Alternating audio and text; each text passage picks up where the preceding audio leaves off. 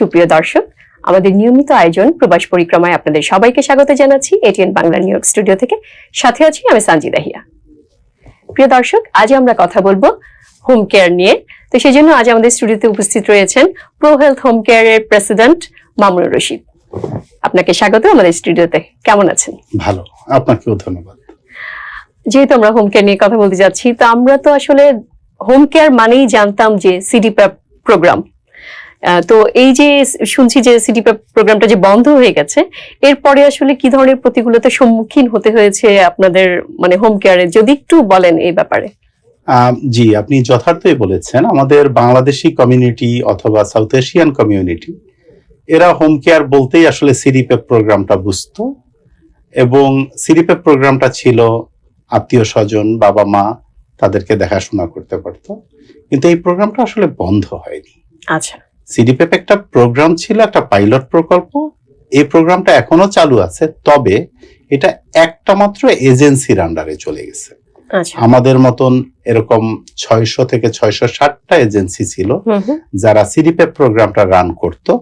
সেই এজেন্সিগুলো থেকে নিয়ে সরকার একটা মাত্র এজেন্সিকে দিয়েছে এবং তারাই এখন এই প্রোগ্রামটা পরিচালনা করছে। কিন্তু এই যে সিডিপ্যাপ প্রোগ্রামটা চলে গেল একটা এজেন্সির আন্ডারে, তো সেটার জন্য আসলে হোম কেয়ার গুলোতে কি ধরনের প্রবলেমের সম্মুখীন হচ্ছেন আপনারা?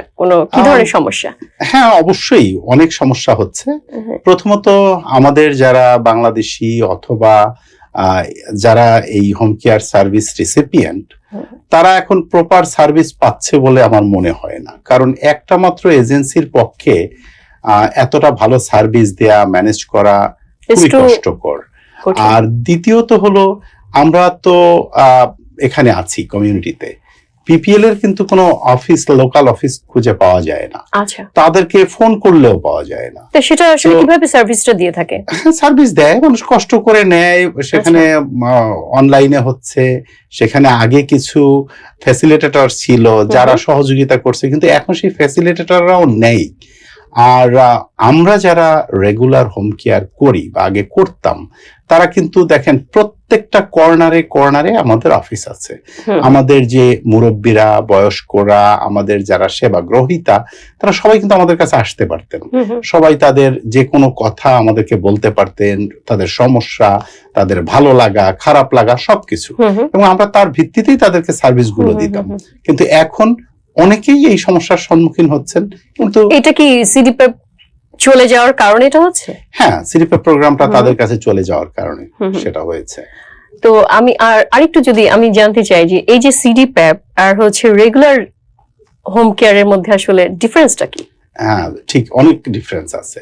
আসলে আমরা হোম কেয়ার সার্ভিস যেটা বলি, সেটা হলো অনেক বড় ধরনের একটি বিষয়। আর সিডিপ্যাপ ছিল একটা মাত্র প্রোগ্রাম। একটা মাত্র প্রোগ্রাম এরকম, শুধু বাবা মাকে নিজের সন্তানরা দেখাশোনা করলে টাকা পেত, আত্মীয় স্বজনরা দেখাশোনা করলে টাকা পেত, এবং এখানে যিনি পেশেন্ট তিনি হায়ার করতে পারতেন কে তার দেখাশোনা করবে। তিনি বলতেন, মনে করেন একজন পেশেন্ট বলতেন যে আমার ছেলে আমাকে দেখাশোনা করবে, বা আমার মেয়ে, বা আমার মেয়ের হাজবেন্ড, বা আমার ছেলের ওয়াইফ। বাট এটা একটু করছি, মানে এটা কি তাহলে ওই যে আপনি বললেন যে তারা যারা আসতো সেবা নিতে, তারা হয়তো বলতো যে আমার ছেলে আমাকে টেক কেয়ার করবে, আমার মেয়ে টেক কেয়ার করবে, তো যখন এটা হতো তো হোম কেয়ারের মাধ্যমেই তাকে যেতে হতো, রাইট? তখনও হোম কেয়ার এজেন্সির মাধ্যমেই যেতে হতো। কিন্তু এখন যা হয়েছে সেটা হলো রেগুলার হোম কেয়ার বলতে আমরা যেটা বুঝি, সেটার আরো কয়েকটা নাম আছে, যেমন পিসিএ সার্ভিস, এইচএইচএ সার্ভিস, তারপরে নার্সিং, স্কিলড নার্সিং প্রোভাইড। এটা হলো যে আপনি মনে করেন আপনার মা বা বাবা কারো একজন সেবা প্রয়োজন, আপনি আমার কাছে আসলেন, একটা হোম কেয়ার এজেন্সিতে গিয়ে বললেন যে আমার বাবার জন্য আমার একজন পিসিএ দরকার। তখন আমরা আপনার বাবার এলিজিবিলিটিটা আমরা প্রথমেই চেক করব যে উনি কি হোম কেয়ার পাওয়ার যোগ্য কিনা, ওনার কাগজপত্র সবকিছু দেখে আমরা কোম্পানি থেকে সাবমিট করব। সাবমিট করার পরে তার ইন্টারভিউ হবে।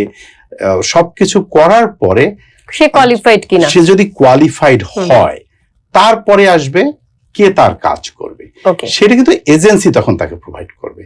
তখন আর তিনি কিন্তু বলতেছেন না যে আমার ছেলে করবে বা আমার মেয়ে করবে, কারণ এইটাই হলো পিসিএ সার্ভিস, এইচএইচএ সার্ভিস। ওকে, সিডিপিএপে যেটা হতো যে তার আপনজনেরা করতে পারতো, সেটা এখন হচ্ছে না, এখন হোম কেয়ার প্রোভাইড করবে, হোম কেয়ার এজেন্সিগুলো প্রোভাইড করবে। কিন্তু দেখেন আসলে কিন্তু এইটাই সত্যিকারের হোম কেয়ার। আগে যে জিনিসটা হতো সেটা আসলে যদি আপনি এভাবে বলেন, বাসার লোকজনকে প্রোভাইড করা, মানে তারা কাজ করতেছে, বাবা মার জন্য তো সবাই করে, বা হাজবেন্ড ওয়াইফ সবাই সবার জন্য করে, কিন্তু সেখানে টাকাটা যখন তারা পেত, তাদের কি হতো যে একটু সাশ্রয়ী স্বাবলম্বী হতো। ওকে, তারা কিছু টাকা পাচ্ছে, তার বিনিময়ে দেখাশোনা করতেছে, কিন্তু সেটা কিন্তু আসলে প্রপার হোম কেয়ার না। প্রপার হোম কেয়ার হলো যে আমার যদি বাবার সার্ভিস দরকার হয়, আমি একটা এজেন্সি থেকে যদি লোক আনি, সেই লোকটা কিন্তু একটা নির্দিষ্ট সময় আমাকে আমার বাবাকে সার্ভিস এবং ভালো টেক কেয়ার করতে পারবে, এবং ভালো টেক কেয়ার করবে, প্রপারলি সে করতে পারছে, এবং তার কিন্তু দক্ষতা আছে, তিনি কিন্তু সার্টিফিকেট নিয়ে, তিনি কিন্তু ট্রেনিং নিয়েছেন, তিনি জানেন কি করতে হবে কি করতে হবে না। আর পরিবারের লোকজন যখন দেখে তখন কিন্তু তিনি ওই অভিজ্ঞতার সাথে করেন না, তিনি কিন্তু তার স্নেহ মায়া মমতার মাধ্যমেই করেন, এবং যেটা তার রেগুলার দায়িত্ব। কিন্তু যদি আপনি প্রপারলি চান যে হ্যাঁ আমি সত্যিকারের এই সেবা চাই, তাহলে কিন্তু পিসিএ এবং এইচএইচএ সার্ভিস।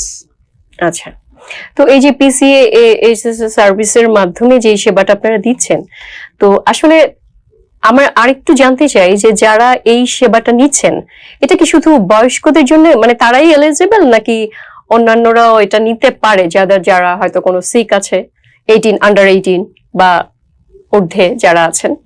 জি, এখানে একটু ক্লিয়ার করা দরকার, কারণ আমরা সাধারণত বুঝি যে বয়স্করাই এটা পায়, এবং এটা সাধারণত আমাদের কমিউনিটিতে সবাই মনে করে যে বয়স্ক না হলে বোধহয় হোম কেয়ার সার্ভিস পাওয়া যায় না। আসলে হোম কেয়ার সার্ভিসটা শুধু বয়স্কদের জন্য না। আমরা যেটা করি সেটা হলো 18 বছরের উপরে যদি হয় এবং তিনি যদি অসুস্থ হন, তার যদি সেবা দরকার হয়, তিনি যদি নিজে কাজ করতে অপারগতা প্রকাশ করেন, তিনি নিজে কাজ করতে পারেন না, তাহলে তিনি যোগ্য হতে পারেন। কিন্তু এখানে আরেকটি শর্ত আছে, আমরা কাদেরকে হোম কেয়ার সেবা দিতে পারি? যাদের মেডিকেড আছে। মেডিকেড না থাকলে কিন্তু কেউ এই সেবাটি নিতে পারবেন না। মেডিকেড থাকতে হবে এবং তার গ্রিন কার্ড এবং অন্যান্য যে এলিজিবিলিটির প্রয়োজন সেগুলো থাকতে হবে। ওকে, ধন্যবাদ আপনাকে। আর একটু জানতে চাইবো যে এই যে আপনি বললেন যদি মেডিকেড থাকে তবে সে নিতে পারবে, বাট আমরা জানি যে ট্রাম্প প্রশাসন ক্ষমতায় আসার পর ট্রাম্প অ্যাডমিনিস্ট্রেশন যে নিষেধাজ্ঞা দিয়েছেন অনেকগুলো, যেমন শোনা যাচ্ছে মেডিকেডটা থাকবে না, তো সেক্ষেত্রে আসলে কিরকম প্রতিকূলতার সম্মুখীন হচ্ছে হোম কেয়ার গুলো? আমি আসলে দর্শকদেরকে একটু ক্লিয়ার করতে চাই। অবশ্যই ট্রাম্প প্রশাসন এসে একটু বিভিন্ন রকমের কথাবার্তা বলেছেন, একটু কড়াকড়ি করার চেষ্টা করেছেন, কিন্তু তাতে আমাদের উদ্বিগ্ন হওয়ার কোনো প্রয়োজন নেই। যিনি পাওয়ার যোগ্য তিনি তার কাগজপত্রের ভিত্তিতেই পাবেন। মেডিকেড বন্ধ হয়নি। হ্যাঁ, মেডিকেড ট্রাম্প প্রশাসন চেষ্টা করতেছে যে মেডিকেডটা আগে হয়তো অনেকে খুব সহজে পেয়ে যেত, এখন সহজে হয়তো পাবে না, তাদেরকে অনেক যাচাই বাছাইয়ের ভিতর দিয়ে যেতে হবে। আর ট্রাম্প প্রশাসনের আরো একটি চিন্তা যে এই যে অবৈধ অভিবাসী যাদেরকে বলে থাকে, তারা যেন এই সুযোগটা গ্রহণ করতে না পারে।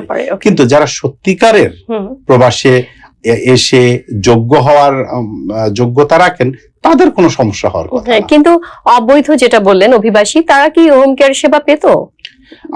অবৈধ অভিবাসী বলতে তারা পেত না, কিন্তু আমার জানা মতে কিছু লোক যাদের গ্রিন কার্ড নাই বা তারা গুরুতর অসুস্থ ছিলেন, তারাও এই সিডিপি প্রোগ্রামের আন্ডারে কিছু সেবা পেয়েছেন। হয়তোবা এখন তারা নাও পেতে পারেন। এই ট্রাম্প প্রশাসনের সময়ে হয়তো একটু কড়াকড়ির কারণে তারা নাও পেতে পারেন। আচ্ছা, আর যারা আছেন হোম কেয়ার সেবা নিয়ে থাকেন, ধরেন আসলে মানে যারা আসে প্রবাসে, তখন আসলে কতদিনের মধ্যে তারা এই সেবাটা পেতে পারে হোম কেয়ারের মাধ্যমে? অবশ্যই তারা যখন আসবে, এসে তাদের প্রাথমিক কাজ হবে, এখানে তাদের গ্রিন কার্ড আসবে, সোশ্যাল সিকিউরিটি কার্ড আসবে, তারপরে তারা অ্যাপ্লাই করবেন তাদের হেলথ ইন্স্যুরেন্সের জন্য, এবং ইন দ্য সেম টাইম তারা অ্যাপ্লাই করবেন মেডিকেডের জন্য। যাদের ইনকাম নাই, লো ইনকাম পিপল, তারা মেডিকেডের জন্য অ্যাপ্লাই করবেন বা হেলথ ইন্স্যুরেন্সের জন্য অ্যাপ্লাই করবেন। যখন হেলথ ইন্স্যুরেন্স এবং মেডিকেড হবে, তারপরে তিনি যে কোনো একটা এজেন্সি থেকে যোগাযোগ করবেন। যে এজেন্সিতে যোগাযোগ করলে সেখানে তারপর এজেন্সি তাকে প্রসেস করবে। প্রসেস করার পরে তার কিছু ইন্টারভিউ হবে একটা মেডিকেডের সাথে। মেডিকেড যদি বলে যে তিনি যোগ্য, তারপরে কিন্তু তার ইন্টারভিউ হবে ইন্স্যুরেন্স কোম্পানির সাথে, যে এমএলটিসি যাদের আমরা বলি, লং টার্ম সার্ভিস যাদেরকে আমরা বলে থাকি, তাদের সাথে।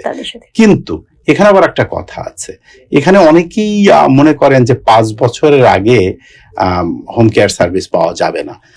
এটা আসলে কিছু কিছু ক্ষেত্রে সত্য, কিছু কিছু ক্ষেত্রে নয়। আমরা অনেক ক্লায়েন্ট কি, যেমন একটু আপনি বললেন কিছু কিছু ক্ষেত্রে মানে সত্য, কিছু কিছু ক্ষেত্রে নয়, তো এই দুটো আসলে একটু যদি এক্সপ্লেইন করেন। হ্যাঁ, আমি এটাই বলতে যাচ্ছিলাম। ধরেন একজন লোক এসে অ্যাপ্লাই করলো, তার নতুন গ্রিন কার্ড হয়েছে, সোশ্যাল সিকিউরিটি কার্ড হয়েছে, তিনি অসুস্থ, তিনি অ্যাপ্লাই করেছেন এবং তার মেডিকেলও হয়েছে, কিন্তু আমরা তাকে হোম কেয়ারের জন্য অ্যাপ্লাই করলাম। দেখা গেল মেডিকেল থেকে তাকে বললো যে না, তুমি অ্যালাউ না, you have to wait 5 years। কোনো রিজন নাই, তারা উইদাউট রিজন। ঠিক সেম অবস্থায় আরেকজন লোক আসলেন, আরেকজন পেশেন্ট আসলেন, তাকেও আমরা একইভাবেই প্রসেস করলাম, কিন্তু দেখা গেল তার হয়ে গেল। তাহলে কি এটার কোনো বাধ্যবাধকতা নেই? হ্যাঁ, যাকে ওদের মনে হয়েছে দিবে না, তাদেরকে বললো ওকে তোমার একটা রেস্ট্রিকশন আছে, অনেকটা ভিসার মতো। আর আরেকটা জিনিস আছে, আরো একটা কাজ হচ্ছে এখন, যে যখনই কোনো মেডিকেড দেয় বা কোনো ইন্স্যুরেন্সটা দেয়, তখন কিন্তু ওরা ইন্স্যুরেন্সের ভিতরে একটা কোড দিয়ে দেয় যে আপনি যদি শুরুতেই হোম কেয়ার চান যেন আপনি না পান, ইসেনশিয়াল প্ল্যান বলে, ইসেনশিয়াল প্ল্যানটা দেয়। তো ইসেনশিয়াল প্ল্যান দিয়ে কিন্তু আপনি হোম কেয়ার পাবেন না। তখন এই এজেন্সিগুলোতে আসলে তারা প্রসেস করতে পারবে, তারা জানে কিভাবে এসেনশিয়াল প্ল্যান থেকে চেঞ্জ করে তাকে স্ট্রেট মেডিকেলে আনতে হবে এবং তার কি কি প্রয়োজন, এগুলো আপনি যে কোনো হোম কেয়ার এজেন্সিতে গেলে তারা সব আপনাকে বলে দিতে পারবে। সো এখানে অনেক কাজই আছে যেগুলো ধরেন একজন গ্রহীতা যদি পিপিএল এর সাথে যেতে চায়, এই অনেক সার্ভিসই তিনি হয়তো পিপিএল এর কাছ থেকে খুব তাড়াতাড়ি পাবেন না, তবে এজেন্সির কাছে যদি অনেক সহজ হবে। ওকে, ধন্যবাদ আপনাকে।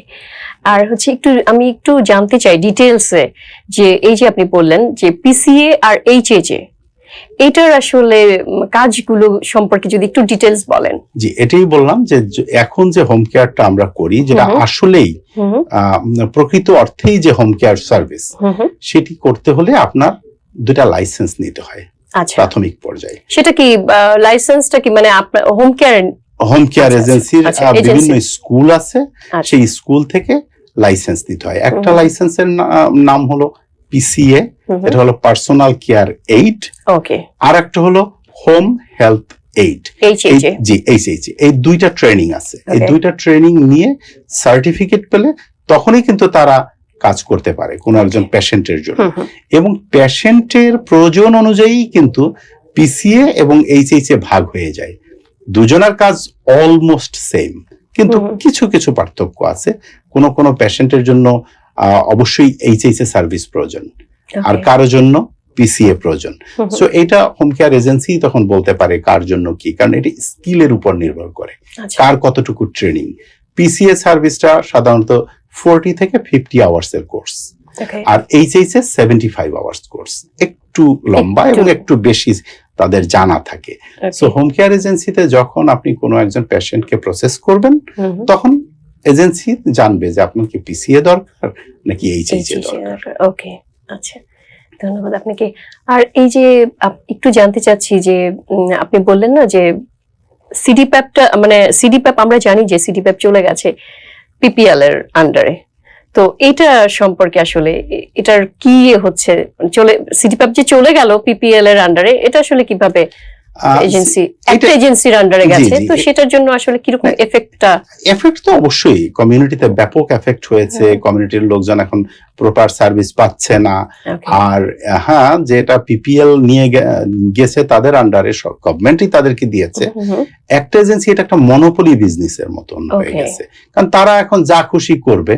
আগে আপনার চয়েস ছিল, ওকে আমার এজেন্সি কেউ পছন্দ করে না, আপনার এজেন্সিতে যাবে বা আরেকটা এজেন্সিতে যাবে। এখন তো তাদের কোনো চয়েস নাই, পিপিএল একটা মাত্র এজেন্সি, আপনি সে সার্ভিস ভালো দিলেও থাকতে হবে, খারাপ দিলেও থাকতে হবে, কিন্তু সেখানে আপনি কোনো প্রপার সার্ভিস নাও পেতে পারেন।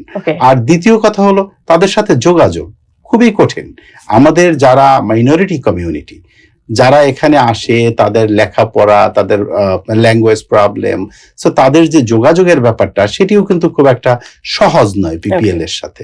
এজেন্সিতে গেলে অবশ্যই নিজস্ব ভাষাভাষী লোক পাওয়া যায় এবং তারা অনেক সহযোগিতা করে থাকেন। তো আমি অবশ্যই প্রেফার করব যারাই আসবেন তারা যদি রেগুলার হোম কেয়ার চান তাহলে অবশ্যই তারা এজেন্সির কাছে আসবেন। ওকে, আর একটু জানতে চাইবো যে আপনার হোম কেয়ার এজেন্সি আসলে আমাদের কমিউনিটির জন্য মানে কি ধরনের সেবা দিয়ে থাকেন, এক্সট্রা কিছু আছে কিনা যদি বলেন। হ্যাঁ, এক্সট্রা বলতে তো ওরকম কিছু নেই, প্রত্যেকটা হোম কেয়ার এজেন্সি ভালো সেবা দেওয়ার চেষ্টা করে, অলমোস্ট একই সার্ভিস দেয়। তারপরেও প্রোডাক্ট তো একই, সবাই একই প্রোডাক্টই সেল করে, কিন্তু তারপরেও তো কিছুটা পার্থক্য থাকে, সেটাই আমি জানতে চাচ্ছি। সেবা সার্ভিস কোন কোন এজেন্সি অবশ্যই অত্যন্ত দক্ষতার সাথে যত্নের সাথে আপনার সেবা দেওয়ার চেষ্টা করবে। অনেক বড় বড় এজেন্সি আছে, অনেক নাম করা এজেন্সি আছে, আপনি সেখানে গেলেন, আপনার প্রসেস করতে অনেক সময় নিল, তারা খুবই ব্যস্ত, আপনাকে তারা পার্সোনাল অ্যাটেনশন দিতে পারলো না। তার চেয়ে আপনি যদি একটু ছোট একটা এজেন্সিতে আসলেন এবং আপনি পার্সোনালি কেয়ার পেলেন, তাহলে কোনটা আপনার জন্য ভালো? অবশ্যই আপনি পার্সোনাল কেয়ার চাবেন। তো তাহলে আমরা মনে করি যে আমরা খুব বেশি বড় এজেন্সি না, কিন্তু আমরা সেবার দিক থেকে অবশ্যই বড়, সেবার দিক থেকে অবশ্যই উন্নত। আমাদের কাছে যদি আসে আমরা অবশ্যই তাদেরকে ভালো সেবা দিই। আরেকটা প্রশ্ন আপনার কাছে আমার, যেটা হচ্ছে এই যে আপনার হোম কেয়ার এজেন্সি তো অনেক হোম কেয়ার আমাদের কমিউনিটিতে, তো হোম কেয়ার এজেন্সি গুলোতে আসলে ক্লায়েন্ট আপনাদের যারা আসে আপনাদের কাছে, সেটার জন্য কি আপনারা কোনো লোক নিয়োগ করেছেন, যে মার্কেটার, যে তারা আপনাকে লোক দিচ্ছে? আসলে আমরা মার্কেটার নিয়োগ করি না, এবং কোন এজেন্সির আসলে এভাবে সরাসরি মার্কেটার নিয়োগ করারও তেমন এখতিয়ার নাই। অনেকে নেয়, জি জি, মার্কেটার নেয় বলতে অনেকেই এরকম বিভিন্ন ধরনের পেশেন্টকে নিয়ে আসেন, রেফার করেন। তবে আমি যেটা মনে করি ব্যক্তিগতভাবে, যে আমরা একজন লোক যদি আমাদের কাছে একজনকে নিয়ে আসে কোনো পেশেন্টকে, তাহলে আমাদের মার্কেটারকে আগে সব নিয়ম কানুনটা শেখানো উচিত। কারণ আমরা যেহেতু সবাই লাইসেন্স নিয়ে কাজ করি, আমরা নিয়মের ভিতর দিয়ে যাই, আমরা কিন্তু নিয়মের বাইরে কোনো কাজ করতে পারি না। কিন্তু দেখা যায় অনেক সময় মার্কেটাররা তারা একজন ধরার জন্য তারা ওভার রিঅ্যাক্ট করে, তারা তাদেরকে বিভিন্ন ভাবে বোঝানোর চেষ্টা করে, যেটা আসলে আইনেও নাই। তো আমি মনে করি এটা প্রবলেম। হ্যাঁ, অবশ্যই প্রবলেম, কারণ পেশেন্ট যে আসবে ক্লায়েন্ট, তার জন্য প্রবলেম, হোম কেয়ারের জন্য এটা একটা, জি, কারণ সে হয়তো একটা ভিন্ন কথা শুনে আসছে মার্কেটারের কাছ থেকে, যখন সেটা পেল না, সেই সেবাটা পেল না, জি, তখন একটু সমস্যা হয়। তো আমি মনে করি যদি কেউ এ ধরনের কাজ করতে চান, তাহলে ওই মার্কেটার যারা, তাদের আগে জানা উচিত, নিয়ম কানুন সবকিছু জেনে তারপরেই তাদের এই সহযোগিতায় হাত বাড়ানো উচিত। অবশ্যই। তো মার্কেটার আপনারা, দ্যাট মিন্স আপনারা মার্কেটার নিয়োগ করছেন? না, আমরা সরাসরি মার্কেটার নিয়োগ করি না, আমাদের নিজস্ব লোক আছে যারা যোগাযোগ করে, যারা আমাদের এই কমিউনিটিতে বিভিন্ন জায়গায় যোগাযোগ করে লোকজনকে পায়, লোকজন তাদেরকে চেনে জানে, কিন্তু আমি সরাসরি কোনো মার্কেটারকে নিয়োগ করি না। ওকে, তো আমি আসলে প্রায় শেষ পর্যায়ে চলে এসেছি। তো আপনি যদি দর্শকদের উদ্দেশ্যে কিছু মানে হোম কেয়ার সেবার ব্যাপারে কিছু ডিটেলস জানাতে চান, নতুন কোনো তথ্য বা আপনার এজেন্সির কথা ছোট করে একটু বলতে পারেন। আমি অবশ্যই বলবো, সুপ্রিয় দর্শক, আপনারা যারা শুনছেন, আমি প্রো হেলথ হোম কেয়ারের পক্ষ থেকে আপনাদের সবাইকে স্বাগত জানাচ্ছি। আপনারা কেউ বিভ্রান্ত না হয়ে, যদি আপনাদের বাবা মা আত্মীয় স্বজন কেউ এসে থাকে এবং যারা সত্যিকার অর্থেই নিডি, যাদের স্বাস্থ্যের অবনতি হয়েছে, যাদের সেবা প্রয়োজন, যারা নিজেরা কিছু করতে পারে না, আমাদের মতো এজেন্সির সাথে যোগাযোগ করবেন।